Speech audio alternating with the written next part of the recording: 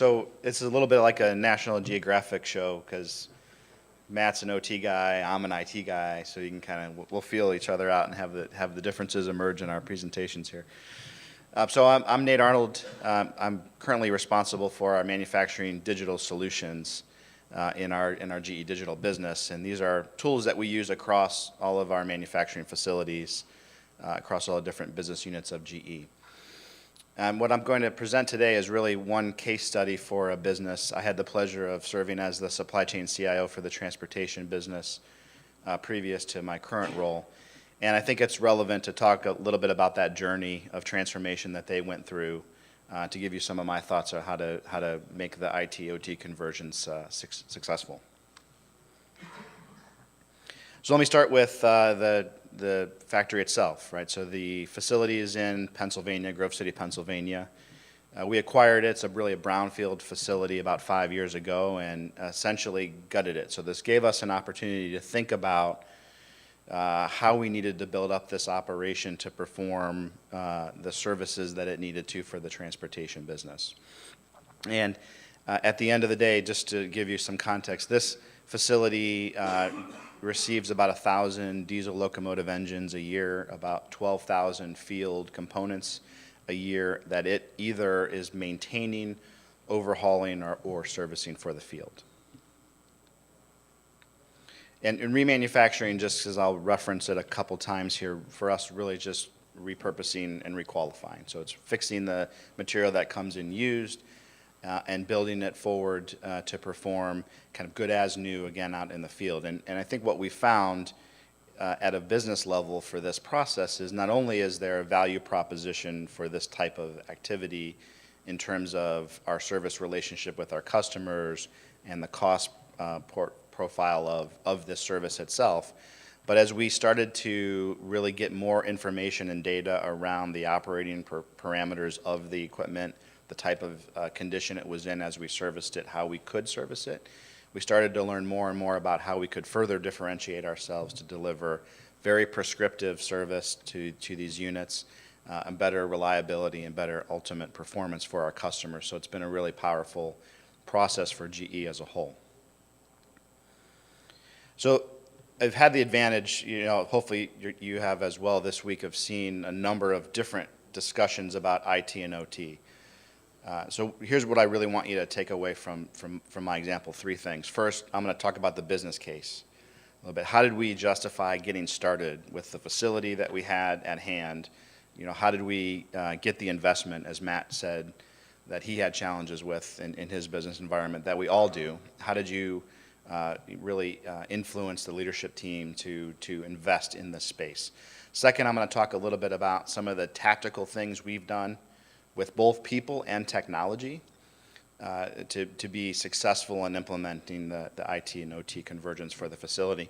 And third, I want to talk a bit about how we think of continuous improvement and innovation in the space. So it kind of goes to the perspective that I've heard a lot of, the expectation of folks that maybe aren't as well educated in the space, that there's big data and analytics that are just out there waiting to solve all of our problems predictively, and it just isn't that easy. But how can you start to take steps to walk to that point? So this business case for us is all about elevating the shared need. So I think one important aspect of this is I'll walk my way back down to the plant, so you'll see what we did specifically in the Grove City facility itself. But I want to walk you to the business case that drove this. So our transportation locomotive business was in the middle of a business transformation. So our relationship with our customers was evolving from a very tactical commitment to reducing failures per year for our locomotives to more sophisticated commitments of velocity and performance on the rail, reduced dwell time for rail traffic. So that demanded of us a lot more information about how our asset was running, and it demanded of us to be a lot more efficient in the processes that caused us to take this asset out of service. Right? And so we knew that we had to change that model. And what you see at the top of this model was the as-is or the previous process. You generally had a running maintenance time-based target for taking a locomotive out of service. You'd then work through downloading and diagnosing anything that came from the control system of the locomotive. You'd match that against years old work scopes for that type of model locomotive. You'd perform service and you'd get the locomotive back on the rail. And what we did was we partnered with one specific, very strategic North American customer and said, we're going to do an experiment. We're going to try to pull this analysis upstream. Before we take the locomotive out of service, we're going to try to learn as much as we can about what's going on with it. And we expect, our hypothesis is that's going to help us improve the things that matter to you, the reduction of how many times you take this out of service, your dwell time, your reduced velocity because of these activities. So we have a pretty sophisticated control system on locomotives. We were able to connect that with our Predix environment, which really had the advantages of the asset models and some of the analytics that we needed to perform this experiment, and ultimately see the benefits on the right. By pulling this analysis up into the process stream and doing it before we took the asset out of service, we were able to reduce the cycle times for repair by over 60%. And we also found that we were reducing line of road failures, that last metric there, by almost 10%. And again, it was just because we really understood what was going on with the asset itself. So this exercise of the importance of data and driving that analytic forward in the process really proved to be successful from the enterprise value proposition level. So how did this make its way down into the factory? So the Grove City facility is really in our services division, in our supply chain division, but it supports our services P&L. So it's a kind of an MRO type of facility. But it gets that subcomponent from the system and is responsible to replace that component back into the locomotives for service. And so first, we were a source of data, right? So in order for that enterprise value proposition to make sense, we had to provide a lot of data to validate the models that were driving the decisions of when and where to take locomotives out of service. And secondly, we started to think as a leadership team that we could translate this hypothesis back into a subcomponent, right? So if it worked for the locomotive system level, why wouldn't it work for a subcomponent level? If we understood more about the operating parameters of the asset, if we understood its condition before we took action on it, could we be smarter? Could we be better at repairing the asset? And ultimately, this was in the environment we're focused as a company on a Brilliant Factory initiative. We were having a resurgence of lean. We were driving advanced manufacturing. We were integrating additive capabilities. And so there was a lot of focus on pushing the envelope and innovation and technology here in this space. And for us, the real metric that matters in terms of a benefit for this specific facility is that unique work scopes metric. So again, relating it to the locomotive example, by knowing more about the product, we were able to be more prescriptive about what service we did to that locomotive. The same thing for engines and components. By knowing more about that product, we were able to be prescriptive about what we did in the facility, which brought our execution times down. But what tactically did we do to really infuse and make this successful in the factory? And I think this dialogue around the different perspectives and scopes of IT and OT certainly are important, but I would argue that for us it really started with the operators themselves. So we had to change the culture in the shop. We had to find different sources of innovation, and we had to make sure that the things that we were doing or asking our business to do were going to be adopted and were going to be actively utilized in the shop. So we changed our hiring practices for operators. So previously we were focused mostly on craftsmanship and some kind of basic behavioral tests, but we really transitioned that to more of a teaming test. So you see a little Lego example here on the right. We'd put multiple recruits in a room, put a time box on them, and have them build the Legos. And they were observed the entire time by our hiring teams. And what we were looking for here was really, could they think about the end outcome, what we were trying to deliver? Could they provide solutions? Could they innovate themselves on how to do this without, when they ran into problems? And how did they communicate and influence their peers to work through problems? So it was really about establishing a culture of innovation right from the shop floor. And what that helped us do was then lead into a promotion of experimentation.